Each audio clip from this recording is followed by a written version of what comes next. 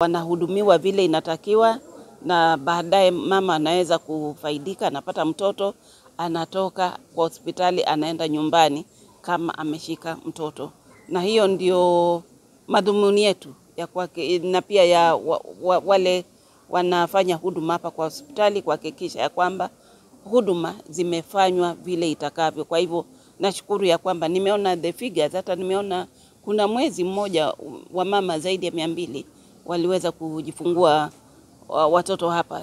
Tumeweka mikakati ndio tuhakikishe kwamba hii haitaendelea kuwa ndio case.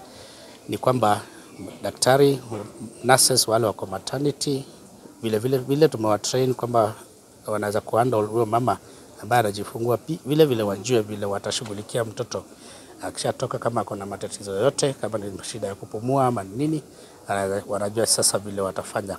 Specialist pia tumeweza kuleta specialist wa watoto hapa, ule anaitwa pediatrician, kuanzia mwezi wa 12 yako hapa, na ameanza pia kuhakikisha kwamba si yeye peke yake kuna hiyo knowledge, ametrain timu yote vile wanafaa kufanya. Alafu sasa tutaongeza vifaa.